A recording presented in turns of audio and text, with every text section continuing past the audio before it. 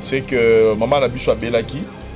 le rôle en mutinyo soit belaka et a combien de problèmes soi bandai ko a combien na ko ga soi zo ka ka pa mapamba et là ba ke mon docteur Chamala o azape makas côté voie digestive na biso a meka yipe ko landela a fait ko découvrir que et baka ça va pendant scandale oui comment on a frère Matou Samuel a image au batouano rozola comment on a moins dire des choses aux ezaki pe vrai ça dit vrai dans le sens que moi vraiment bazo loba a okosati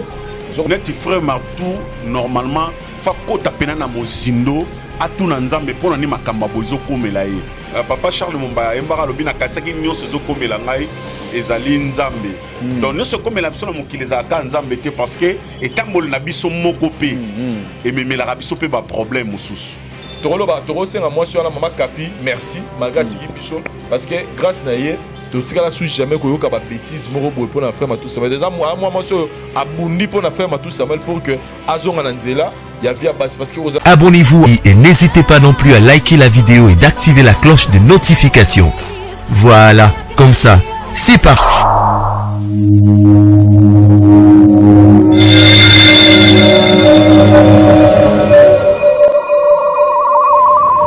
La voix du peuple, oh la voix du peuple, oh si tu as bien. Oh.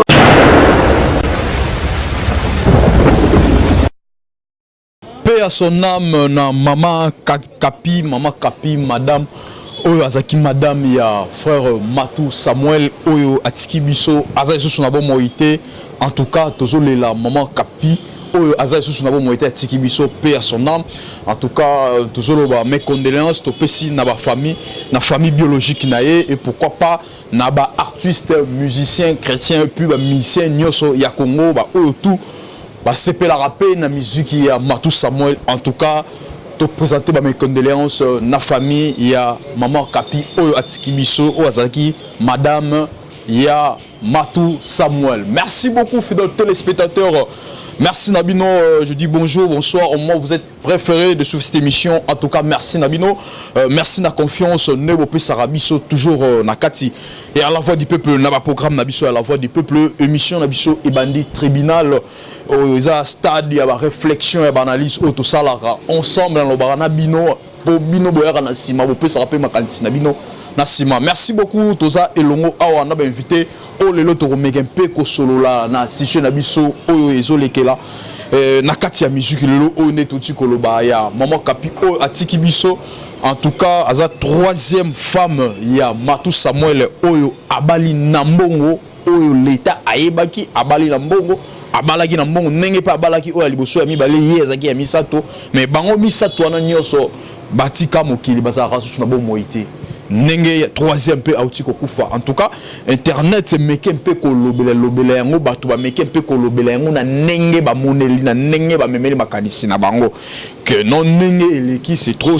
et alors yango nga pe to ça le na ba invité on na bango a to meke mpe ko kabola makanisi. En tout cas to ça na Vincent Louise Boni. Ouais, très bien, marche avec Mbedi 10 à match et puis Mbote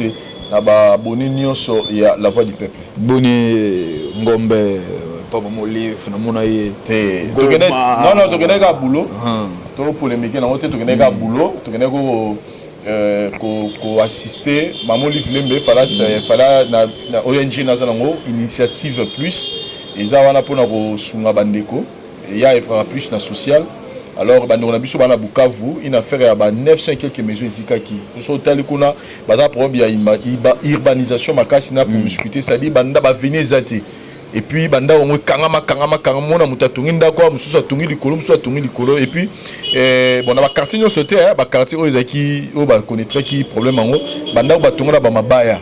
donc ceux et puis on mabaya on peut pas protéger ba mabaya ba nyama mabaya ba liati ba tchaka ba blo mo boye ba euta na ba pétrole. Donc il suffit qu'un moto banda on a et kanga banda nyonso. Donc moi j'étais là mon frère, c'était vraiment et l'eau moi passe au moins banda on est bazola libanda parce que banda kutu zikaki. Alors maman livre comme ça action mon boye ya ko senga batu ba ko assister ba ko tchalo boko na action wana comme ba pesa ba mongo na bango il fallait ndenge ba action ko salama to azana na petite idée que soit que ça likambu ami ba caméra té donc mi ba action na mingi na to mona izara même de to na bugo na Bukavu ala makamso sali to aboy to filmer donc on a sikoyo ezaki plus parce que bato ko bapesa ba mbongo il fallait ba mona pe ndenge nini makambo alobaki ndenge asali yango alors il fallait presser ça là on a pour biso to faciliter ba mona makambo les oleka bon ba sélectionner bato à télévision il fallait pe presse en ligne et ça la sélectionner ndenge de grâce on est quoi il kolonanga pour que nazala wana pona nakineka ko filmer ko laxaner makambo oleka c'est tout na mibali biso na mibali la presse en ligne tous c'est belé mibali awa que ça la chose avec ça chez Louise on trouve qu'il y a un comment et puis les lots oyo batu ba critique kaka après Saline les lots maman Olive a pensé na mutu après Saline azala parmi na 4 et sali ondenge non ko critiquer presse en ligne ngala na commentaire même le on a lobby que vive la presse en ligne consciente. C'est-à-dire que bateau ba sa musalango le rôle la Yonanga, le rôle la Frank Stemai, le rôle la Lekechu, le rôle la qui encore je peux citer bateau basé ba frère basé Belo peut-être que ba sala musalango ndenge sengeli. Donc bazana tepo marcher avec a finga yinga ya fingi non. C'est-à-dire que quand tu fais bien ton travail, même la télévision appelle la bateau soupe basala ngo bien té, mais quand tu fais bien ton travail, ba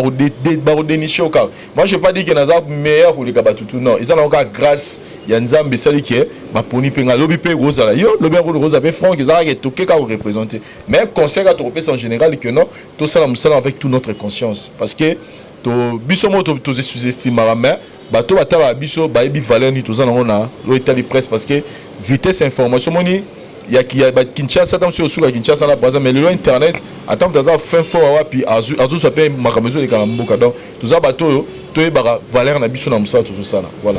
Merci beaucoup ngana ko lobaka ke non bravo ezabna ba félicitations merci en tout cas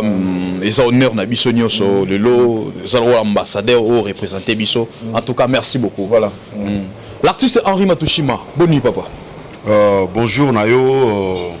Marchevêque Mbedi Dizamach. Bonjour Namitiki. Namitiki Didi Kinwani. Donc merci na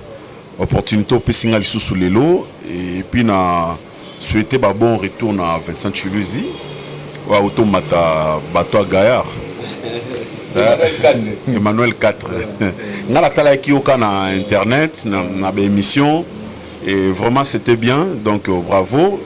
Toujours pour encourager Moussala né et pesara mutu valeur. Donc et na CP na ndengo lobby que le lot il faut que ça Moussala bien. Il faut que ça Moussala bien. Batala ka biso na ba TV ba apprécier biso par rapport ya ba comportement na biso. Omoni po neti maman première dame honoraire maman ya la première dame honoraire tu comme on a madame Olive Lembe Kabila. Ah OK. La première dame honoraire ici ah OK. Vraiment na retirer ngo donc oyebi ke biso pe to ba français te biso ba lingala fond donc vraiment maman Olive Lembe Kabila a sali Vincent confiance par rapport à savoir na donc ce qui ayeba ki le côté maman ko benga était parce que maman faut mon ba valeur au maman ayeba couper ça na donc na ba artiste na ba comédien donc vraiment azaka na moi particularité mo onga na sepelaka na ye parce que ayeba ka ko respecter mutasi donc vraiment ça qui nini moi et là moi bien pour Vincent et puis na bande connu so bazaki na mona ba maman top na mona ki ba Sylvie Bongo na télévision na mona ki lava na mona pe et lombe mona ki pe na Candy azaki pe belle vie azaki donc si la bisalou na mona ki pe na nani Ginola donc vraiment c'était bien et vraiment coup de chapeau na bino bato bokendaki et puis na batutu o balingaka Henri Matushima donc toza awa pour to solo là Didi Kinwani na mitiki donc ils a déjà wana va continuer toujours à consommer en. Merci beaucoup, merci Tozo Kende, je dis merci na Dari Duante sa o azana prise de vie. Merci à toi. Vincent Chuluzi to Kende tout à obi lelo oyo précise internet des amours ningana et puis balobi comme li mesano ba o ba ko critiquer dans sens négatif peu bazali o bazoloba le frère Matou Samuel a aussi ko perdre madame naye maman Kapi oyo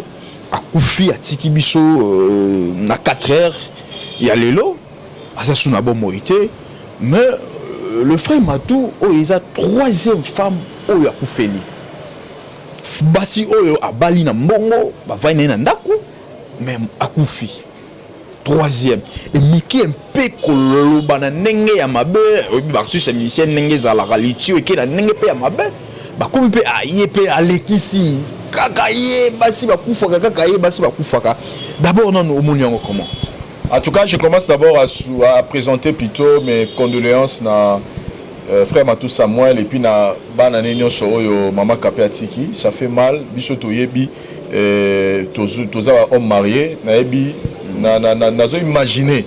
C'est-à-dire na imaginer pas sur frère Matou Samuel azanango moni robungisa Mr Moro boy. Bomona nara robungisa petite sœur grand frère Nego Moro boy. Mais au muto bo partage na ye ko ngola loiki mupanzi donc et go bank même au dans la chambre donc ça et le mot est facilité pour un homme marié et je comprends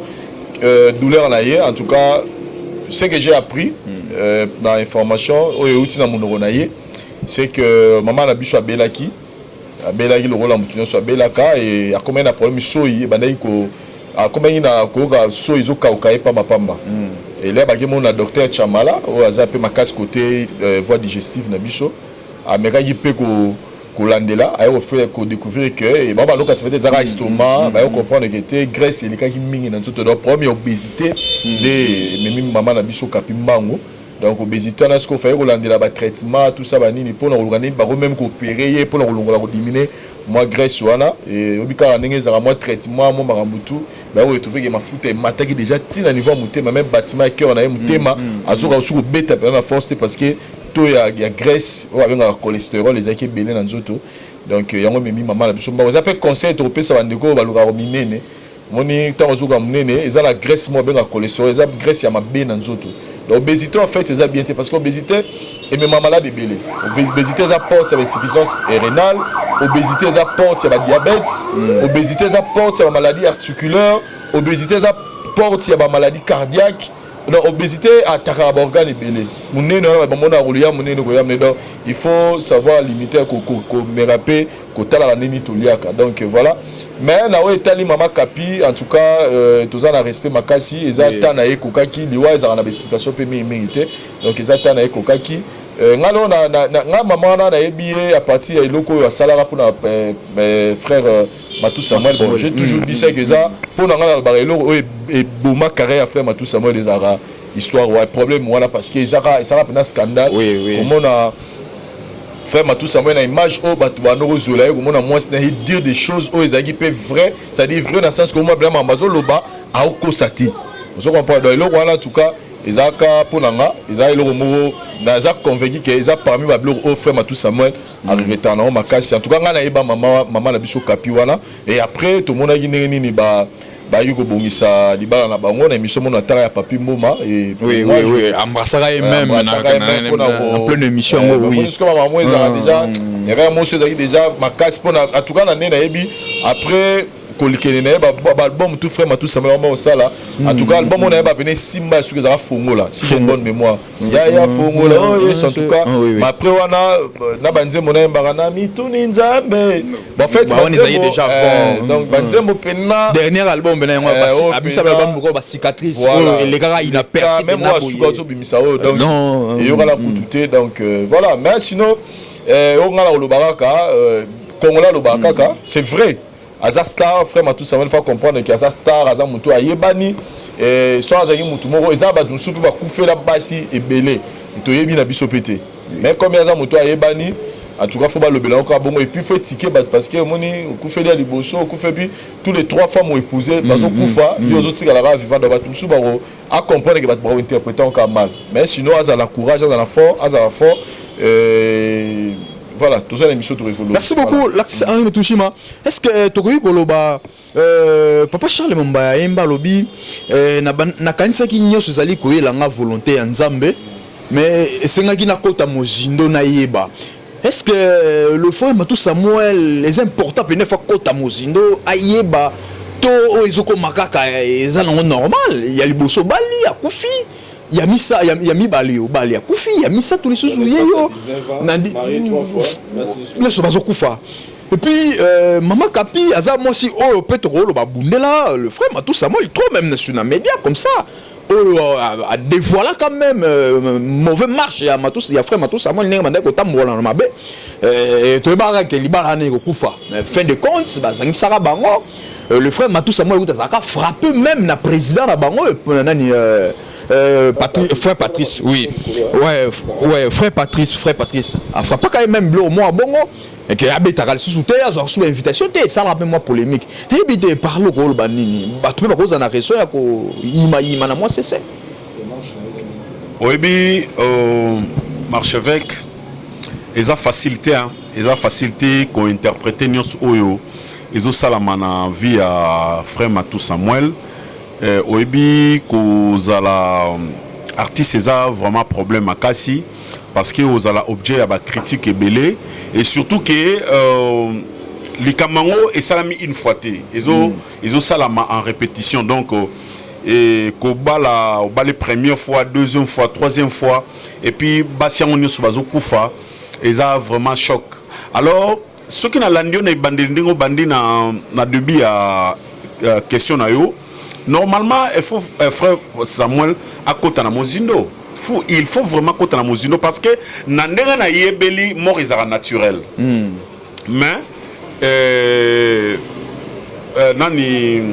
papa Charles Mumba embara lobi na kasaki nyonso zo komela ngai ezali nzambe. Donc ne se komela biso na mokili za ka nzambe te parce que etambol na biso moko pe et memela biso pe ba problème mususu. Ba sort musu ezara pe ya mokili. Ozomona. Donc Nakota la ndenge carrière ya frère Matou Samuel Bandero Kende ezakili sous malamte. Zakili sous malamte moni ndako sore ningani makamno se ninganaka nakasa tozana na Vincent Zaza marié biso de groupe ces conseils on a téméé ndé akoyi kolobela biso par rapport ya ko fana na ndako tant déjà moi sina mobali ba oyo kanate et créera ba problème belé et puis sur les vidéos wana na mega ko revivre en sous lelo parce que sa vidéo et les kay moi kala na tale on sous lelo au mona moi sona abanolo banaye lelo za fait ya carrière na yo on comprend avec que lelo za fait ya carrière na donc et maloba loba et kokisama que frère Matou a sali banzembu oyo et marcheté oui parce que bazaki un aki bangomi balé donc ceux qui ont simba pour bazana union mais ceux qui se séparés donc division côté mamona makambutu alors frère Matou Samuel aza obligé lelo soit afanya mitali na miroir ameka ko raisonner nini oizo komela lelo oui est-ce que eza naturel tu es artificiel donc il faut vraiment azo ko tapena na mozindo atuna nzambe pona ni makamba boizo komela ye pour lelo et comme interprétation mutuni sur na balabala frère Matou bomarabasi na ye aza mutabakisi ceci cela patati patata alors eza malamu te pona muto nzambe ozo salela nzambe ba biloko bongo et lobama obi ke toi ba africain ba tout olinga koloba trop ce qui muninga ce problème na temps où ya koluka o meka koyeba eloko nini penza o ezo salake à chaque fois soka bali nani moi ça zo kufa parce que quoi ça peut ba biloko moboye oyo eza ba sort mobo o na ye moko pe Matou Samuel a évité ozomon parce que tant moi ça libo so kufi déjà l'espace à 19 ans ils attendent sous maladie il y a mi bala kufi mais quand même il faut interpeller na kufeli ya liboso na kufeli ya mi balé siko ya mi sato que moi si musupa ko banga quatrième ko banga oui que tu so to fana to fana biso ka bongo na boyi na nga bala nga parce que tam so balingande et ko ya ko memanga pe ozomona donc quatrième femme akoyi ko banga po Matou Samuel azana nu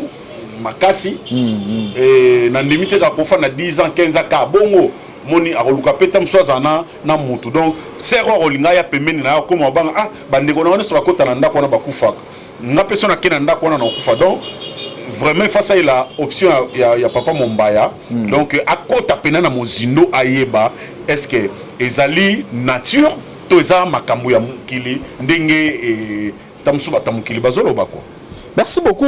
Vincent Julius habité tout ça na Kinshasa pour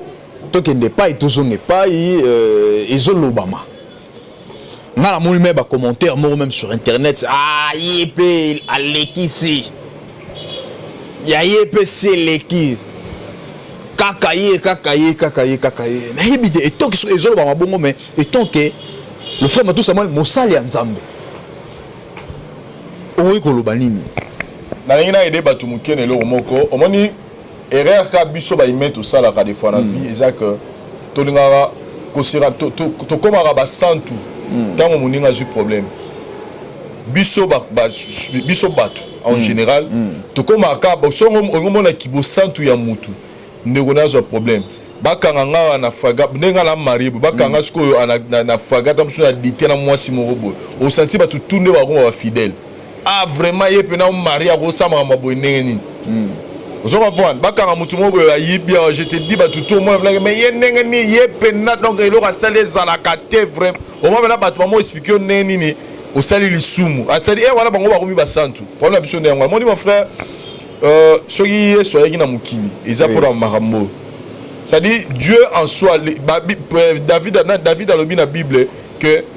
il sait de quoi nous sommes formés, il connaît nos faiblesses, il sait de quoi nous sommes formés. C'est-à-dire, Nzamba ebi biso kolega biso tout. Nenga monaza, excusez-moi, tayebi nga kolega Nzamba zate.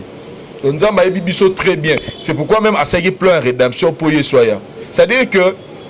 moi, ce que je veux dire aux gens, oh lelo, comme ça, c'est vrai que le frère Matou Samuel, ce qu'il avait commis, c'était mal. Oui. Asagelo moro ya mabe. Atambola pe mabe. Atambola mabe. Oui. Mais tout comme ça, mabe, mon frère Matou Samuel était le rôle sujet du jour na biso nyonso. C'est-à-dire à chaque fois que mabe mo ba comme le frère Samuel, il y a frère Matou Samuel, to se référer à la makambo à Salawana. Tant ozo se référer en Salawana. Yo moko ozo talanga la TV. Ozo se référer pe na mabe yo sala Nzambe kala. Oh peut-être lelo Nzamba limbisa. Yeso aida bisote tango ba yela moi sur ndumba abi o abi ga sali sumu tasani aba meli ba c'est-à-dire ne faut pas que dramatiser ba problème ba ninga na vie tango ninga ko isami sunga ya telema frère Matou Samuel et loko ka ba yera ba misek ko ete pe ba sala o nga lo bango tous les jours eza image o ba pesa batu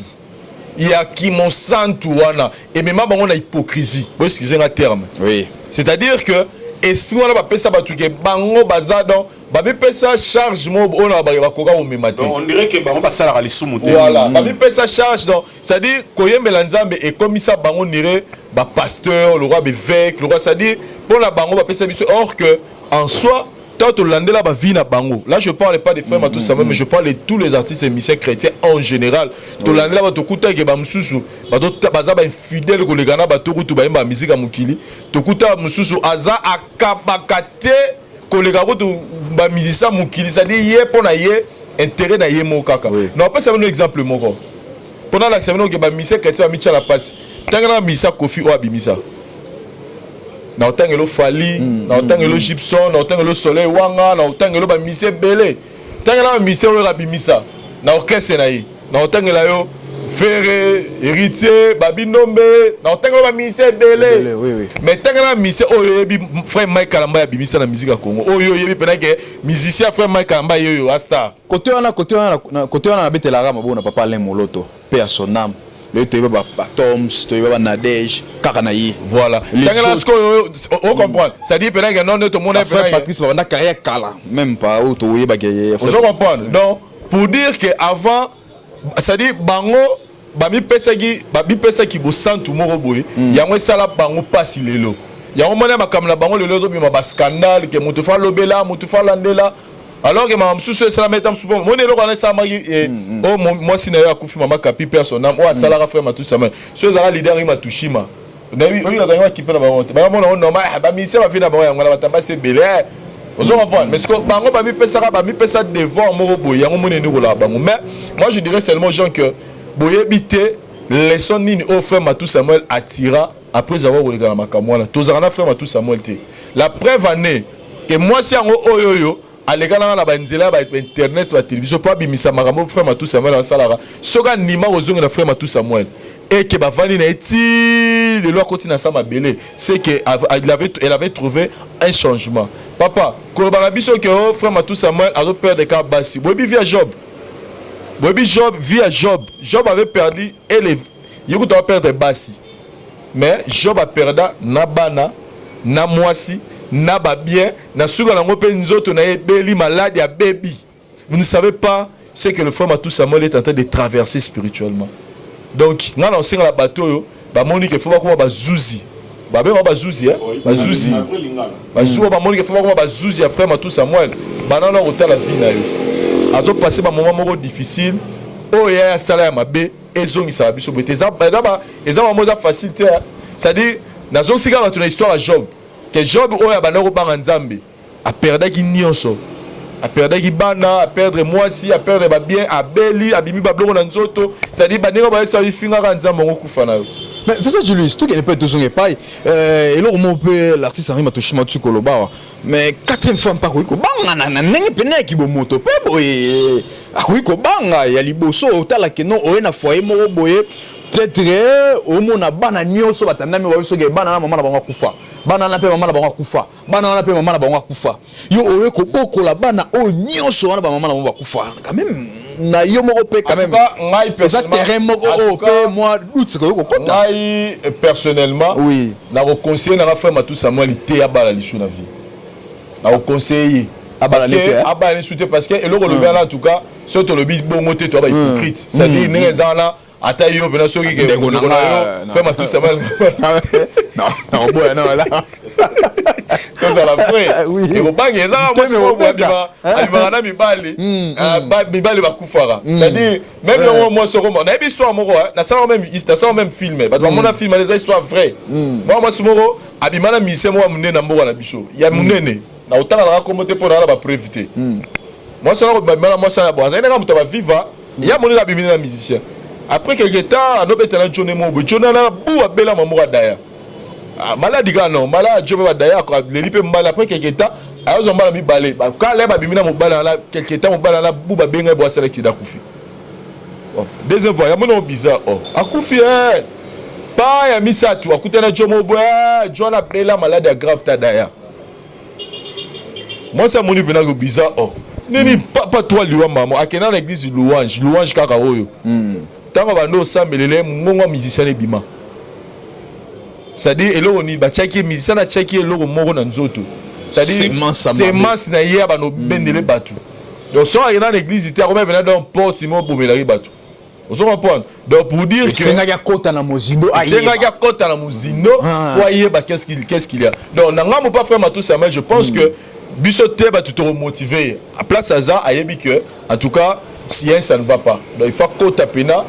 na mozindo pas comprendre mais ngala songa na bangamba ba souci to lela to soutenir frère Matou Samuel azo passer un moment où c'est difficile ko perdre 3 bases ozo ba la base ozo kufa ezelo moza facilité yemo ba yebi neni na tambusa ki vi na ye yemo ba makamini na sala na vi na ye donc c'est à lui maintenant de arozonga ayeba mais na biso ba to na musika o to rolo bane ezalo ba mai mabanga ti po yo ça biso to ba mamo sala ya nduma libanga ba tutu ba baluka ba kene po muta muta ba bena sala donc tozo mabemo frère Matou Samuel la sala te kala to ba rozongi so to ba ka omoni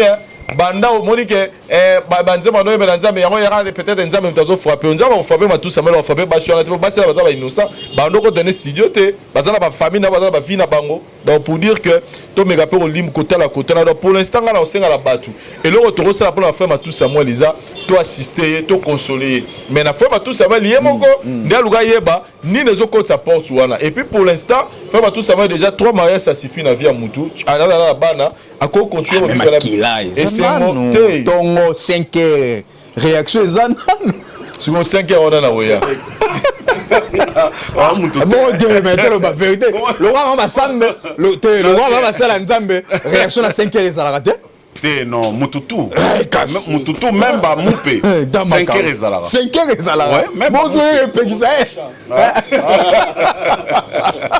wala censuré quand mutu 5 heures ezala no pekisa ça titre la chanson à 5 heures ah on inspiré ngakasi vraiment donc et loko oyo Vincent Outoloba awa ya koboya kobala obi eza facilité eza facilité tant makila ezo sala nano ndenge marchevêque alobi 5h peso manifester nani akoya ndeko banga ndeko problème ya mwana omoni Outoloba ngo frère ndenge aza wana ana pasi donc o biso tokoki kosunga ye ezaka ke koloba na ye pona nga alukaka nzambe assemblée de nzambe ma aluka su nzambe makasi parce que même Jésus-Christ abane kotika ba yekol na ya matina ngomba comprend tant ba no matana ngomba ezaki nini pour que nous multiplier ba force pour bien que côté na oke ozonga mabeza mingi et c'est nga air mo funa petolama ozo comprend donc frère Matou Samuel eza tarté a petolama ce ka petolami na ebisio nzamba otindele mo se mona olati subak walai au moins maintenant que nzamba au confondre à convaincre moi si on en a bon à convaincre na famille na bango au moins à robala et puis à bali moi si peut ba keneti suka mais le frère Matou Samuel ezé le moro o akoko sala susu na sentiment ya musunité normalement ya kolinga moi si susu na sentiment ya musunité te mais musunika ya nde lukela biso ba problème oui mais il y a on place peut-être place les autres comme mabe ngona et le on a versé autogolo ba et le on a yango iso comme mela ndenge to sala clair et la mutu mo peut-être na akoki kotika ndeko ne facilement bon pas frère Matou Samuel c'est on a l'obité omoni marché avec problème ezali que omoni so nzamba à convaincre yo na likamuro boya to à convaincre mutu pona yo même yo moko esprit ne à disposer on comprend donc il y a on a l'obité na minute oyo et senga papa na biso kulutu na biso amitika na maboko ya Seigneur parce que nzambe na reconsoler ye koleka biso batu ya mokili parce que biso nyonso nde toza boye to critiquer mais nzambe a critiquer ete vous comprenez ce qui a mi pese pas nzambe nde a convaincre obi na ebelo mo boye eza ne sika mo boye na Bible na tala même na ba film que ba no kanela Jésus mais à l'écart bango sans toutefois ba comprendre que o alekon eza Jésus. On comprend. Donc, Nzambe ayebi ko kitisa batu mitema. Ata mutema po Jova yemoko achaka nani égyptien wana pharaon mutema makasi ya. On comprend. Mais tant que ce qu'on a posé que parce que tant que tu mutema makasi on a pe na posa bana Israël ba comprendre que ya Nzambe. Mais tant na eko parce que les kamunio se en attend. Tant na ye pene koka ki ke bon siko lelo o lingo linga tenga Nzambe na lobby bana Israël bazobima babima ki mukolo ngo. To yebi suite. Donc frère Matou Samuel, papa na biso Matou Samuel, kulutu na biso Matou Samuel, et le temps il y a kozonga na ba premier amour na yo pa ya Nzambe, otalisa Nzambe nini imagine yo na ngoma Golgotha na bike solution za ka panzambe. Merci beaucoup depuis balobaka mawe ça une expérience te na ebité tokolo apegelo le frère Matou il est déjà habitué na yango altitude ni akoza na ngo mikolo po tozala clair za star pe o akozwa nyonso akozwa maloba nyonso ya bato ndenge bako critiquer yo déjà la monde musical les araso ko fele ku data ndeko mbala moko c'est le azala menacé petit frère netanga kufaka c'est le azala menacé ba manda kuna yema banga non we ranson le bama mabe mutu na kufi kuna ba critiquer boyebo mais siko oyo wana l'actuiste oyo basi na ye o balala ka nembeto o abala bango au troisième fois arozala nenge nini altitude arozala nene ya oyamba omoni siko toloba vrai omoni batu ba condamner frère Matou Samuel karapo basi bazokufa mais est-ce que moi ça la mukeka na tongo afandika boye akufite il y a des causes moi dans ça na obésité maladie nini et ça va porte beaucoup de maladies et surtout que yo za munganga ça dit ça porte beaucoup de maladies donc mutu déjà ça dans obésité ça ba risque belé déjà otika biso na mukili munene wana mona ba bunda ba pekisa ko ya munene te tout ça parce que ça va problème belé et ça que sert à la mukene boza na bonne santé maman oté maladie liwe yaka et la karaté ça la forme et la raté c'est vrai que et quand le frère Matou Samuel est interpellé que nengeni mais qui peut échapper à la mort est-ce que la mort c'est une fatalité oh mutu tunde to vanda biso misato à un moment donné tunde to za to bidaki biso sur la 2100 to kuma na biso de to vanda to bidaki 2100 et aux ala biso to za soutenir na mukili donc ça n'est pas comment voilà ce qu'on tambola neni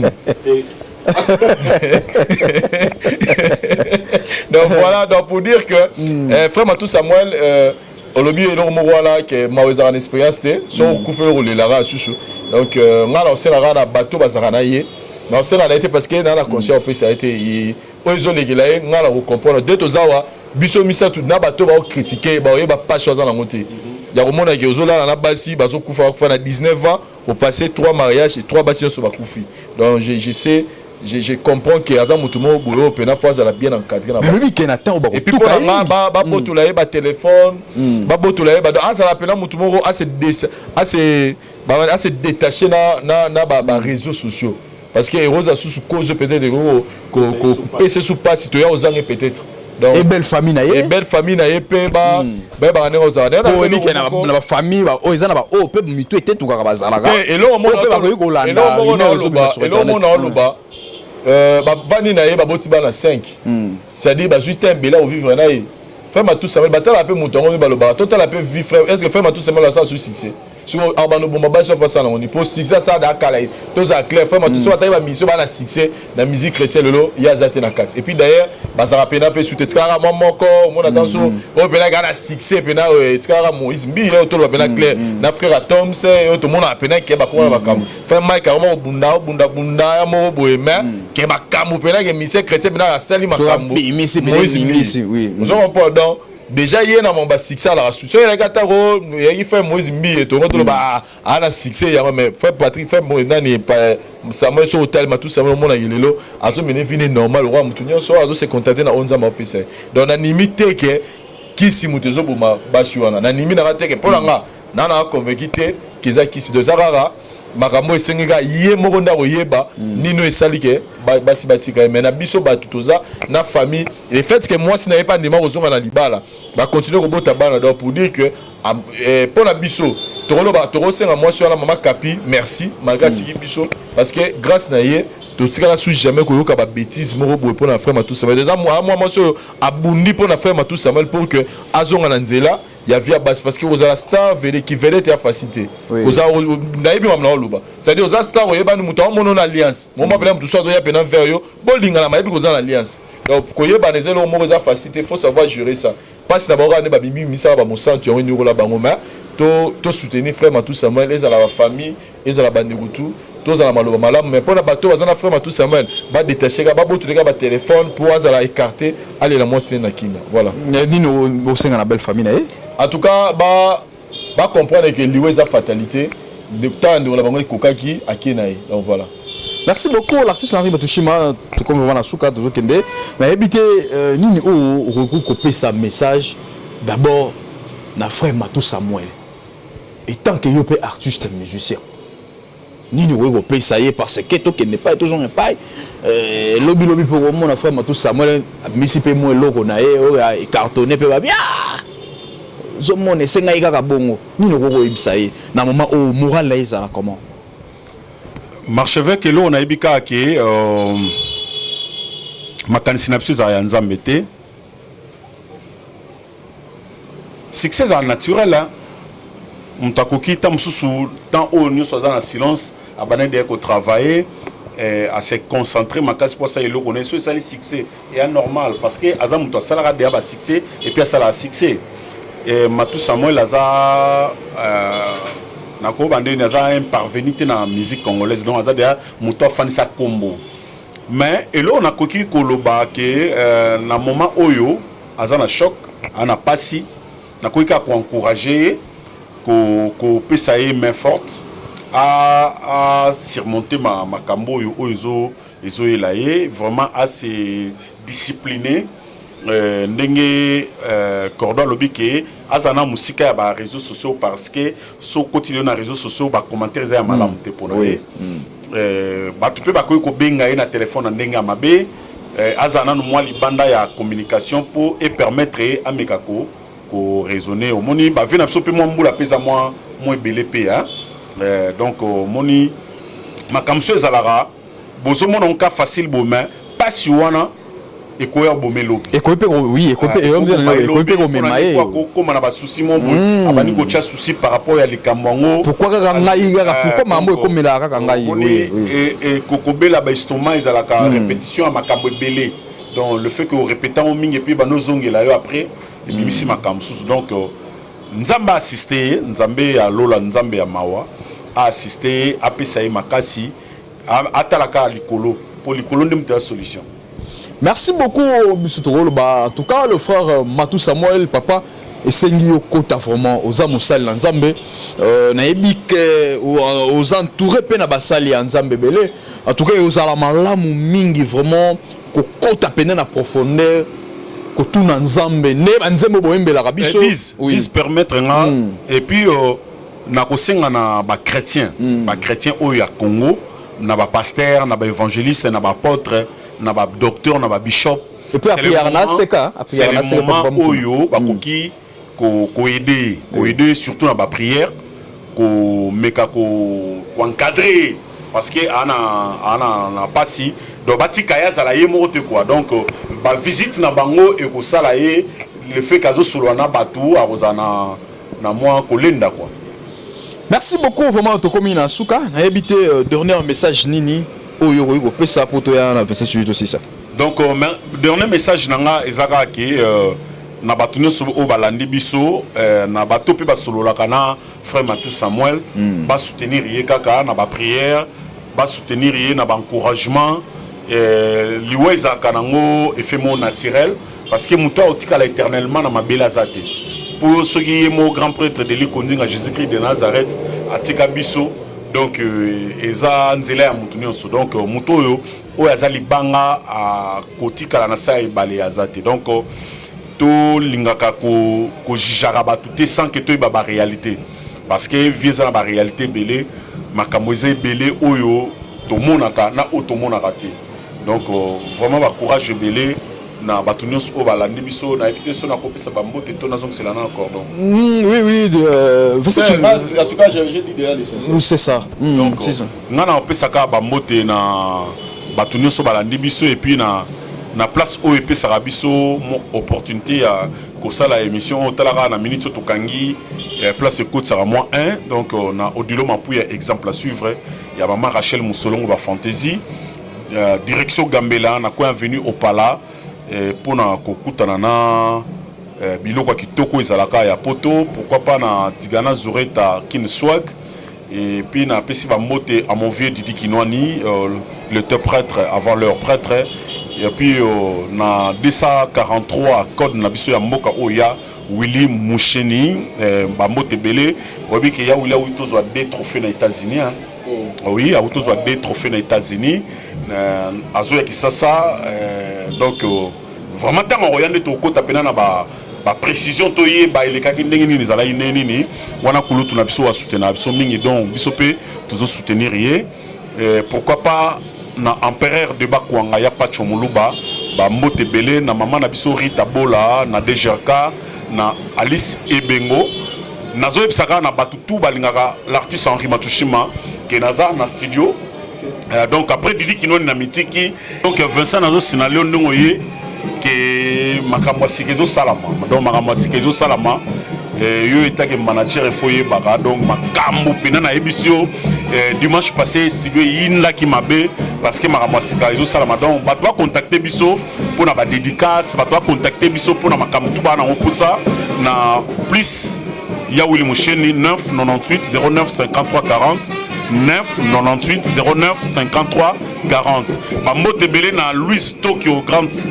sœur Nabiso, Louise Tokyo depuis Belgique. Il y a Tambola pena mokili mobimba. Donc à Tambola monde entier, à mon avis esika ok. Tu vas comment on benga mo Tambola people. À mon avis esika ok. N'était pas comment c'est la kaka. Oya ya Jésus-Christ de Nazareth. Donc José de Londres, Sida Bilele dira Makaya, Simon Bidi Kashmani. Donc bambote na bino yangwana ebele belé. Vraiment na bosali bino nyonso te bato tout olinganga na stela de feu Mama Bonheur bambote belé na le jeune maître Michelin Ndembo en Afrique du Sud na Patou Kibangi et puis na Clovis Kiala na Yayo Timbala na PC bambote belé pourquoi pas penser na Patrick Luzolo et puis na Clovis Kiala Zizel Mozizo Sinatra, donc il y a Yotimbala, il y a Manix Mambi. Hein?